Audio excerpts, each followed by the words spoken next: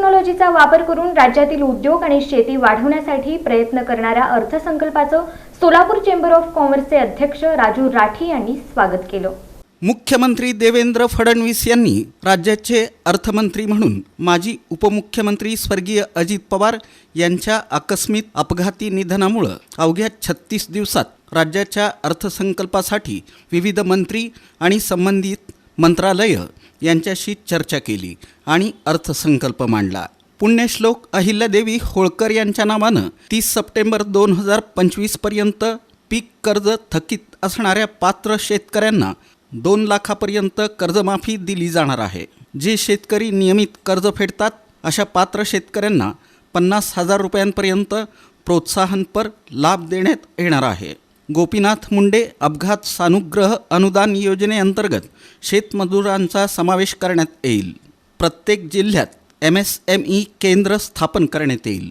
यामुळे उद्योजकांना फायदा होईल। वन डिस्ट्रिक्ट वन प्रॉडक्टला प्रोत्साहन देण्यात येणार आहे। सोलापूरच्या डाळिंब आणि टेरी टॉवेलचा यामध्ये समावेश आहे। जिथं औष्णिक ऊर्जा प्रकल्प आहे तिथं बांबू विकास प्रकल्प आशियाई विकास बँकेच्या माध्यमातून साकारला जाणार आहे।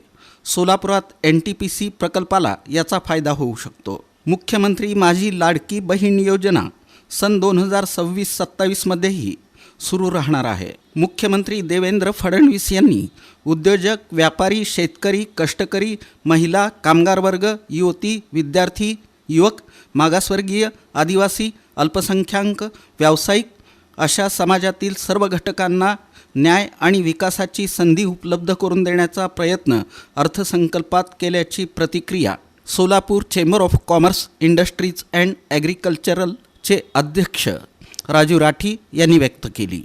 सर्वात महत्त्वाचं यावेळेस उद्देचन जलविद्युत प्रकल्पातून 7,215 मेगावॅट एवढी वीज निर्माण करण्यासाठी 55 प्रकल्पावर MOU करून त्याचं काम सुरू केलं आहे। म्हणजे येणाऱ्या काळामध्ये राज्याला लागणारी वीज 90,000 मेगावॅटच्या आसपास लागणार आहे, त्याची योजना सरकारमध्ये केली आहे। त्यानंतरनं सांडपाणी, जे उजनीच्या पाणीबद्दल आपण बोलतो, तर सांडपाण्यावर 100% त्याच्यावर प्रक्रिया करून ते पाणी पुनर्वापर करण्यासाठी त्याची योजना कंटिन्यू ठेवली। त्याला 5 वर्षासाठी निधी दिली आहे। सर्वात महत्त्वाचं पंतप्रधान सूर्यघर वीज याच्याबद्दल लई गैरसमज पसरवले जात आहेत। त्याच्यासाठी मी 3200 कोटी रुपयाच्या आसपास रक्कम गेल्या वर्षी दिली, या वर्षी सुद्धा रक्कम देण्यात येणार आहे। कृषी पंपांना मोफत वीज देण्याचा, दिवसा वीज देण्याचा जो संकल्प आहे तो पूर्ण करण्यात आला आहे। महाराष्ट्रामध्ये जे स्टार्टअप आहे, सोलापूरातील स्टार्टअप उद्योजकांना याचा फायदा मिळणार आहे। आयुष्यमान भारत प्रधानमंत्री जन आरोग्य योजना व महात्मा ज्योतिबा फुले जन आरोग्य योजना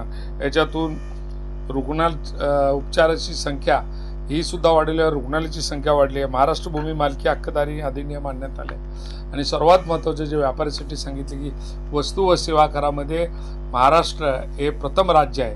ह्याप्रमाणे या राज्याचं अर्थसंकल्प देवेंद्र फडणवीस यांनी कष्टकरी, महिला, कामगार वर्ग, उद्योजक, व्यापारी, शेतकरी व मागासवर्गीय, आदिवासी, अल्पसंख्याक, व्यावसायिक अशा सर्व समाजातील घटकांसाठी मांडण्यात आलेलं आहे आणि याच्यातून